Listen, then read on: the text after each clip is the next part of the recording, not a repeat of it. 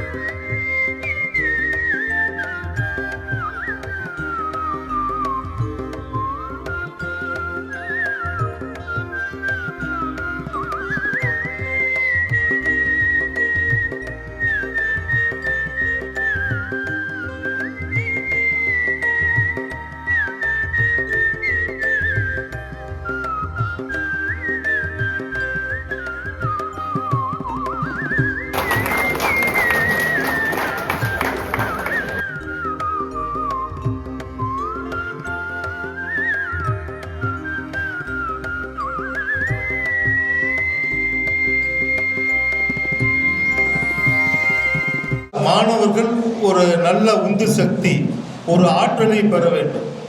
எதற்காக அந்த ஆற்றல் என்று சொல்லி கேட்டால், அவர்களுடைய எதிர்காலத்தை நிர்ணயம் செய்வதற்கு. படிப்புங்கிறது வாழ்க்கையுடைய ஒரு அம்சம்தான். இன்னொரு அம்சம் என்னன்னு சொல்லி கேட்டிங்கன்னா, நீங்கள் இந்த உலகில் எப்படி வெற்றி பெறப் போகின்றீர்கள் என்பதை பொறுத்து தான் அமைந்திருக்கின்றது. எனவே ஆசிரியர் பெருமக்கள் சொல்லி கொடுப்பதை உள்வாங்கி சிறப்பான முறையில் படித்து இந்த கல்லூரிக்கும் உங்கள் முதல் கட்டமாக உங்களுடைய பெற்றோர்கள், அதுக்கப்புறம் இந்த கல்லூரி, அதுக்கப்புறம் இந்த நாடு எல்லாத்துக்கும் நீங்கள் பெருமை சேர்த்து தர வேண்டும் என்று சொல்லிக்கொண்டு வாய்ப்பு தந்தமைக்கு நன்றி தெரிவித்துக் கொண்டு விடைபெறுகின்றேன். நன்றி, வணக்கம்.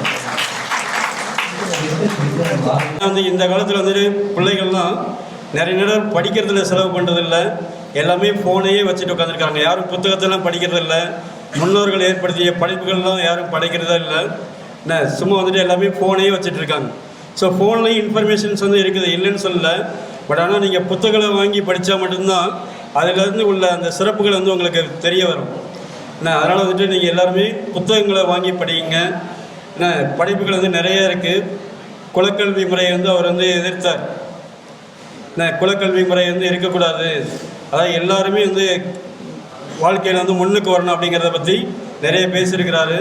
சமூக சீர்திருத்த கருத்துக்கள்லாம் நிறைய சொல்லியிருக்கிறாங்க.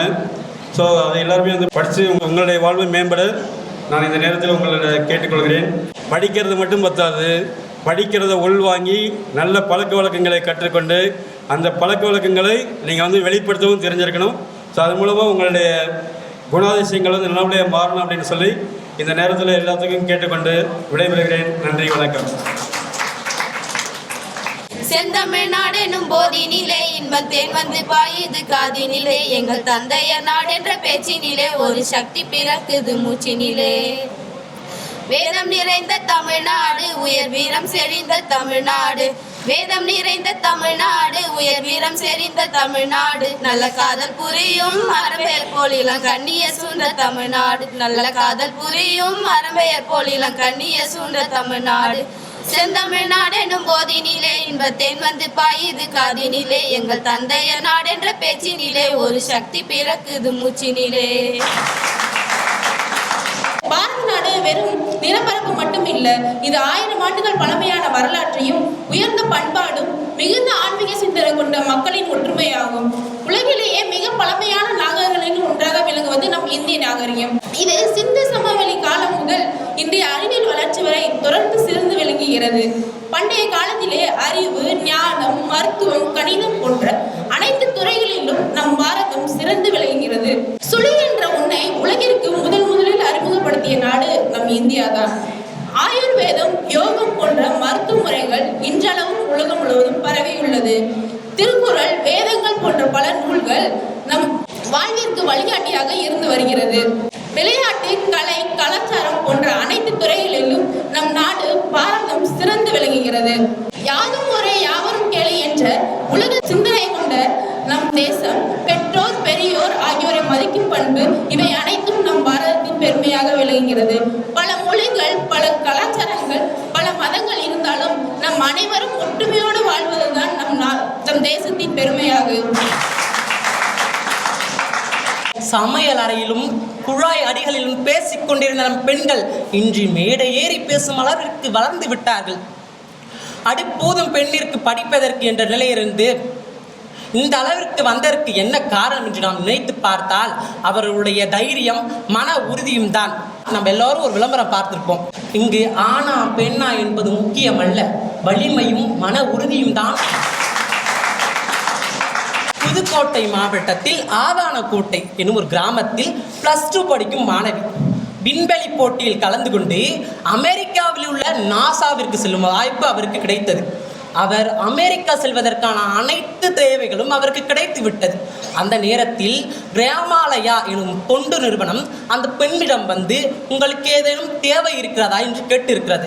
அதற்கு அந்த பெண், எனக்கு எந்த தேவையும் இல்லை, ஆனால் எங்கள் ஊரில் சரியான கழிப்பறை வசதி இல்லை, உங்களால் கட்டி கொடுக்க முடியுமா என்று அந்த பெண் கேட்டிருக்கிறார். அதற்கு அந்த தொண்டு நிறுவனம் 120 குடும்பங்கள் பயன்படுகின்ற வகையில் கழிப்பறைகளை கட்டி கொடுத்தனர். சுயநலமிக்க இந்த மண்ணில் அந்த பெண் தனக்கான தேவைகளை கேட்டிருக்கலாம், தனக்கான கேள்விகளை கேட்டிருக்கலாம். ஆனால் அவள் பொது நலத்தோடு பல உதவிகளை கேட்டாள். பாரதியாரின் புதிய ஆத்திச்சூடி அச்சம் தவிர உடலினை உறுதி செய், ஏறு போல் நட, கொடுமையை எதிர்த்திரு, தெய்வம் நீ என உணரு.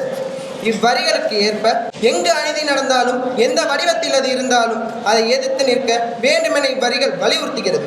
இன்றைய சமூகத்தில் நிலவும் ஏற்றத்தாழ்வுகள், சமூக அநீதிக்கு எதிராக பாரதியின் கொள்கைகள் எவ்வாறு பொருத்தமாக அமைகிறது என்பதை விளக்குகிறது.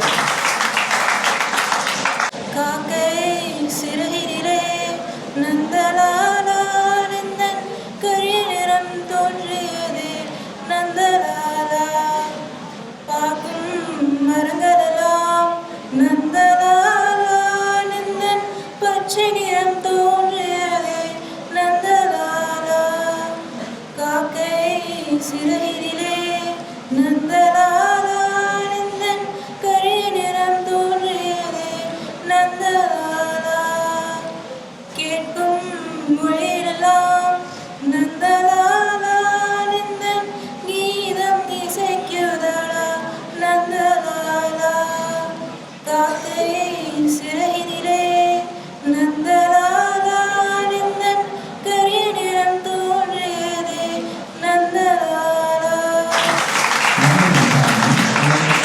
வரலாற்றை திருப்பி பாருங்கள் தோழர்களே. மகாகவி பாரதியார் வாழ்ந்த காலத்திலோ அடிமைத்தனமும் ஆதிக்கமும் வேரூன்றி இருந்தது. அதற்கு எதிராக மகாகவி பாரதியாரோ தனது எழுத்துப்பூர்வமாக கொடுமையை எதிர்த்தார். சட்டமேதை டாக்டர் அம்பேத்கரோ சமூக மாற்றத்திற்காக குரல் கொடுத்தார். மகாத்மா காந்தியோ கொடுமையை எதிர்த்து அகிம்சையால் போராடினார். இன்றைய காலகட்டத்தில் கொடுமை எதிர்ப்பதற்கு எந்த ஒரு ஆயுதமும் தேவையில்லை. என் நண்பர்களே, தோழர்களே, கேட்டுக்கொள்ளுங்கள். அதற்கு எதிராக கொடுமை நடக்கும் இடத்தில் நீங்கள் அதை தைரியமாக எடுத்து கூறினால் போதும், நீங்கள் வென்றுவிடலாம். பாதிக்கப்பட்ட மக்களுக்கு ஆதரவாக நிற்றல் வேண்டும். பெண்கள், குழந்தை, மக்கள் அனைவருக்கும் பாதுகாப்பாக வாழும் சமூகத்தை உருவாக்கி தர வேண்டும். அநீதியை கண்டு உனக்கு கோபம் வருமாயும் நீயும் என் தோழனே என்று கூறுகிறார் சேகுவாரா.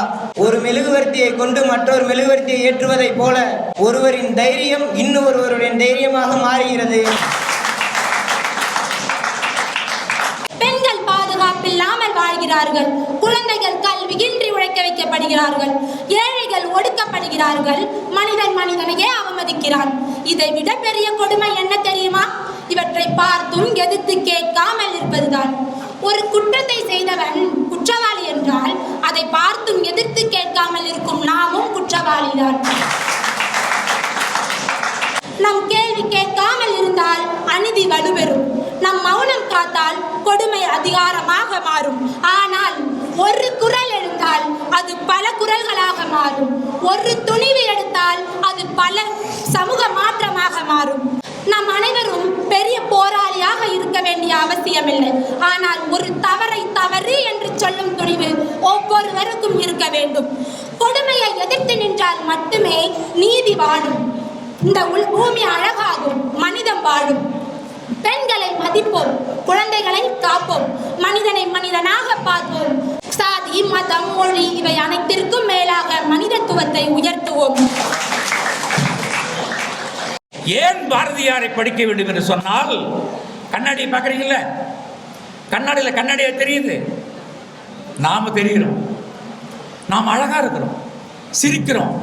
கன்னத்தில் குழி விடுற மாதிரி அவன் பார்த்து சிரிச்சானே, அந்த குழி இருக்கான்னு இந்த அம்மா ரெஃபரன்ஸ் பார்க்குற கண்ணாடியை, ஆமாம் இருக்கு, இதில் இருக்கடா விஷயம் என்று கண்ணாடியை பார்க்கிறான். என்றால் கண்ணாடி என்பது உங்கள் பேரழகை உங்களுக்கு நினைவுபடுத்துவதற்கு என்பது போல பாரதியார் பாடல்கள் காலத்தின் கண்ணாடி, சமூகத்தின் கண்ணாடி, பெண்மையின் கண்ணாடி, சரிநிகர் சமானம் என்கிற ஒரு கண்ணாடி. படித்து பாருங்க. பார்க்க பார்க்க, படிக்க படிக்க ஒவ்வொரு சொல்லும் மனதில் விழுந்து எழுந்து பறைசாற்றும். இது இன்னும் நடக்கிறது. கொடுமையை கண்டு பொங்கியவன் பாரதி சொன்னான்.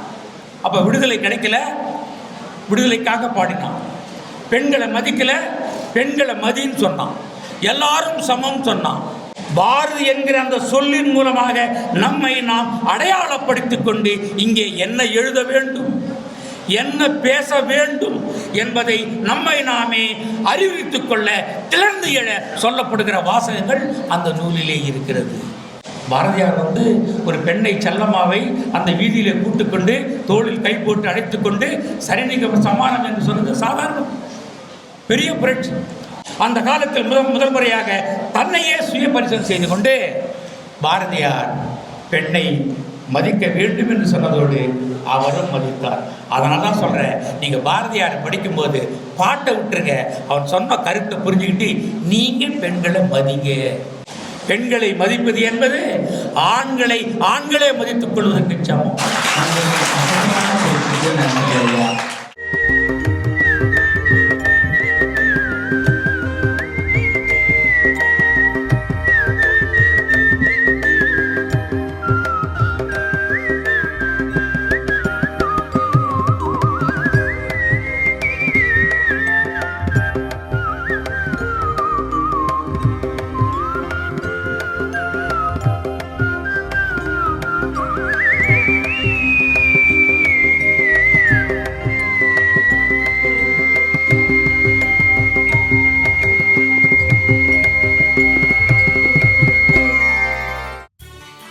பாரதி உலா 2025 பாரத நாடு பாருக்கெல்லாம் திலகம். வழங்கியோர் டெக்னோ ப்ராடக்ட்ஸ், தபம்ஸ் group of companies, auditor NRK, Savitri foundation, Manivasagar பதிப்பகம், Chennai Sai Sankara group of matrimonials, Bharathi Priya trust மற்றும் விசு கல்வி அறக்கட்டளை.